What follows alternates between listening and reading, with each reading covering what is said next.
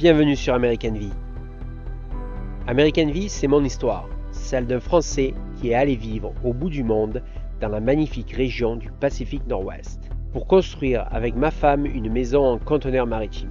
Mon but est de faire des vidéos pour chaque étape de la construction, donc je vous invite à vous abonner à la chaîne pour ne rien manquer. Allez, au boulot! Dans l'épisode précédent, nous avons connecté les deux conteneurs et installé les portes et les vitres. Là, nous allons convertir les portes de conteneurs en superbes portes vitrées.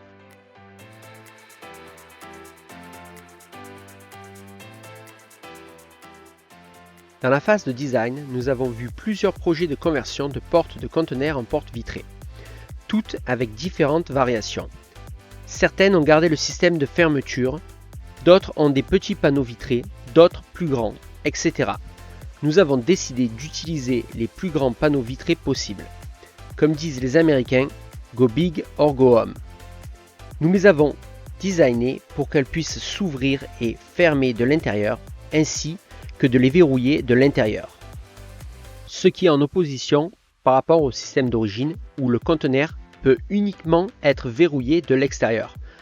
Donc faites attention, si vous êtes avec une personne mal intentionnée et que vous êtes à l'intérieur, cette personne peut vous enfermer dedans sans vous laisser aucun moyen de sortir.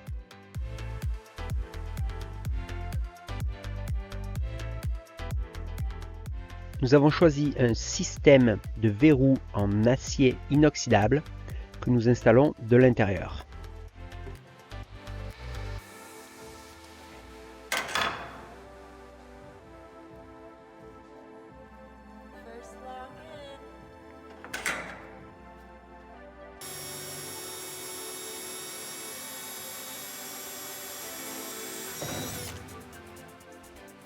Si vous pouvez mettre dans les commentaires l'appellation correcte pour ce foret, si c'est un foret taraudeur ou alors un foret autofilant.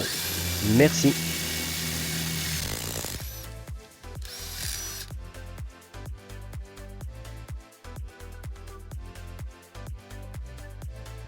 Nous faisons un trou dans le tube d'en haut et dans le tube d'en bas du cadre des portes pour pouvoir ancrer le verrou quand l'on veut fermer la porte de l'intérieur.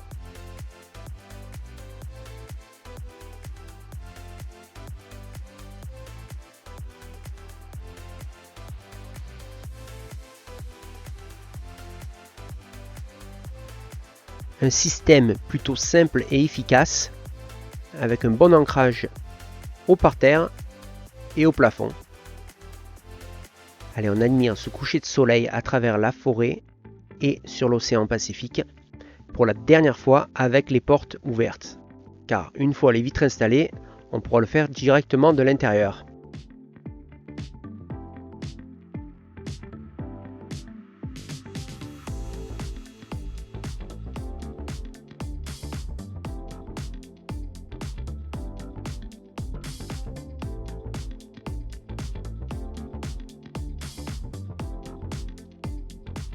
L'étape suivante est de couper l'intérieur des portes, donc c'est de la tôle ondulée mais différente de celle des panneaux extérieurs du conteneur. Le métal est un peu plus épais. Après avoir coupé la tôle, j'utilise la meuleuse pour arrondir l'arête pour que cela ne soit pas coupant.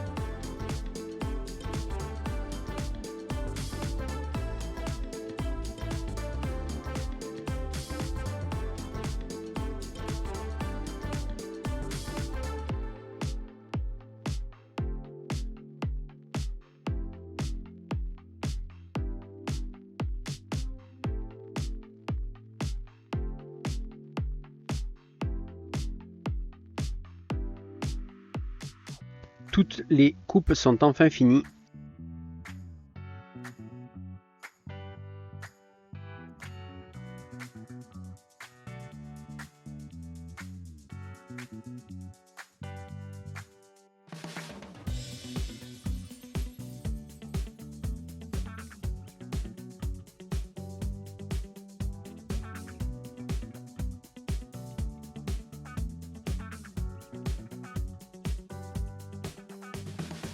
Étant donné que les conteneurs sont usagés, il y a beaucoup de rouille, donc nous utilisons la meuleuse avec une brosse pour enlever la rouille et également le sandblaster ou le sableur pour pouvoir avoir une bonne surface afin d'appliquer la première couche de peinture.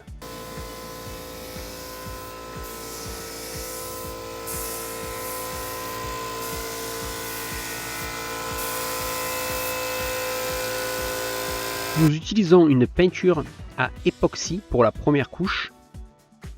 Alors c'est une peinture époxy et à zinc. On a fini les deux premières et on va attaquer les deux suivantes. Donc vous pouvez voir le produit avant qu'il soit peint.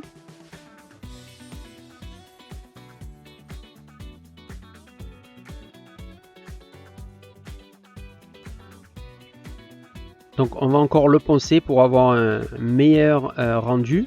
Vous pouvez voir là les imperfections sur le métal. Donc on va utiliser un orbital sander. Si vous pouvez mettre dans les commentaires comment ça s'appelle en français. Sûrement un ponceur oscillant je pense. Vraiment la différence après l'avoir poncé et avoir mis la première couche de peinture. On attaque le ponçage pour amoindrir les imperfections sur les deux portes suivantes.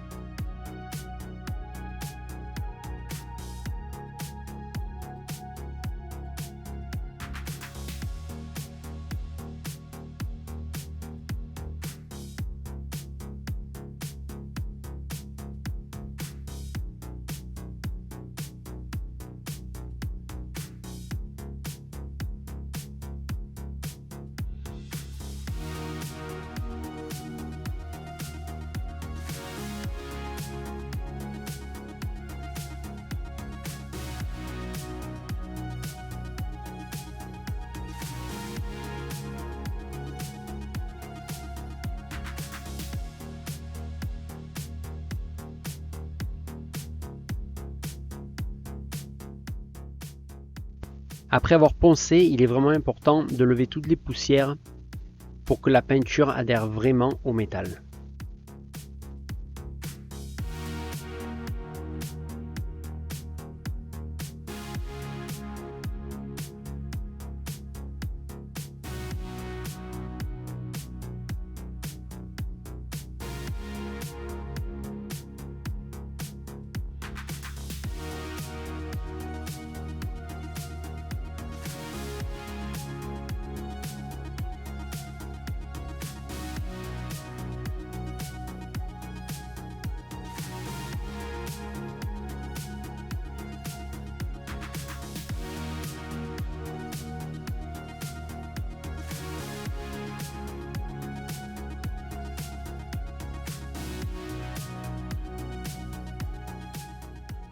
La construction d'une maison en conteneur s'apparente plus à un carrossier qu'à une construction classique.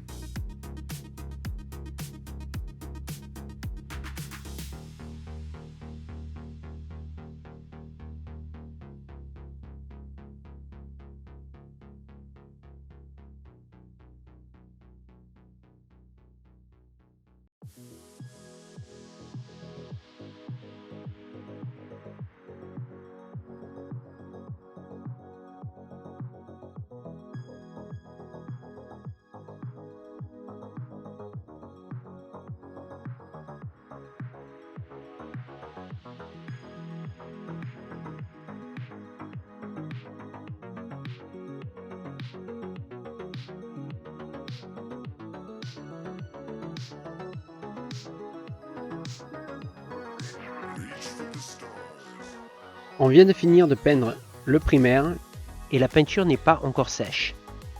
Mais je vous montre le produit fini. Il nous reste encore à appliquer la peinture acrylique, la dernière couche. Mais vous pouvez déjà voir comment nous avons restauré ces cadres de porte.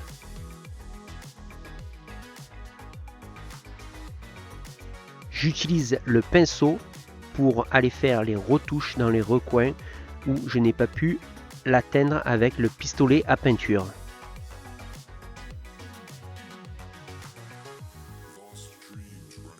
Je commence à peindre la dernière couche de peinture qui est une couche acrylique maritime.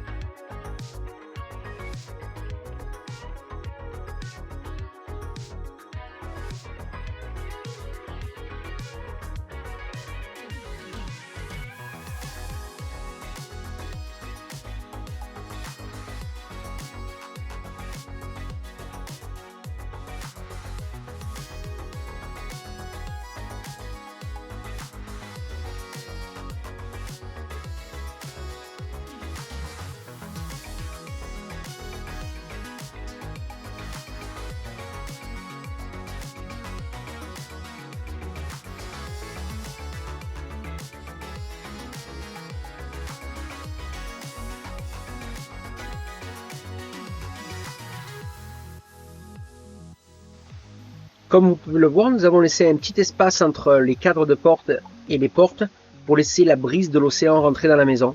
Mais en fait, on n'a pas reçu les joints d'étanchéité et ils seront installés quand nous les recevrons. Et nous ne les avons pas eu le moment où nous avons filmé cette vidéo. Une fois que la peinture a séché, nous réinstallons les verrous sur les portes.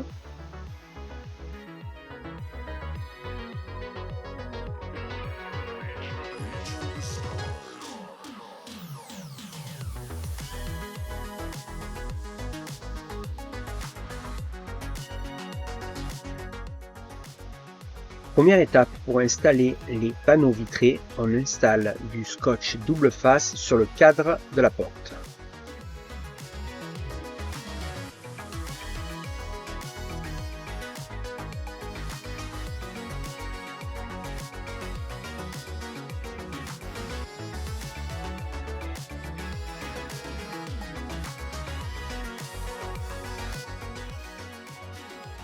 Il est donc temps d'installer le panneau vitré avec un contrepoids pour pas qu'il ne bouge le temps qu'on finisse le silicone.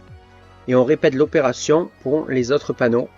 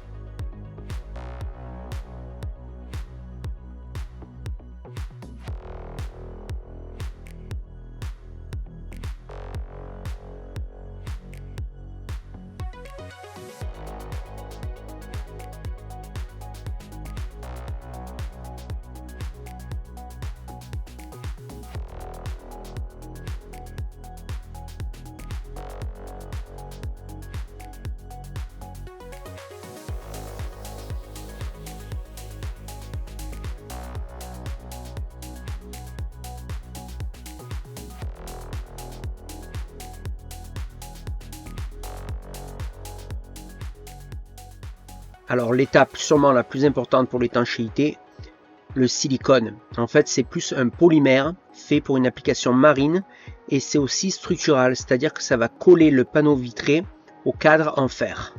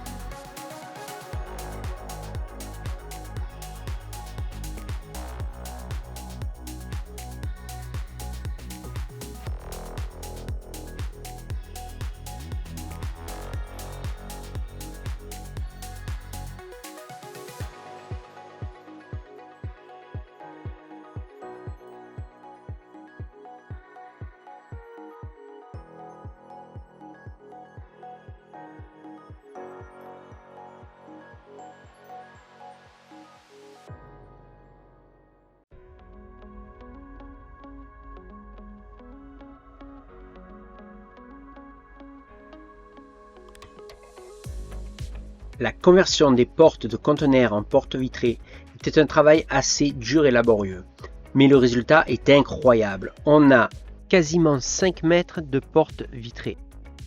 On a vraiment impatience d'être en été pour pouvoir les ouvrir. Cela change aussi la dynamique du premier niveau avec énormément de lumière. La vidéo touche à sa fin, j'espère qu'elle vous a plu. Si elle vous a plu, est-ce que vous pouvez laisser un j'aime, partager et vous abonner. Je vais essayer de poster une vidéo toutes les semaines ou tous les 15 jours. Je profite de ce magnifique coucher de soleil sur l'océan Pacifique pour vous dire à très bientôt sur American Vie.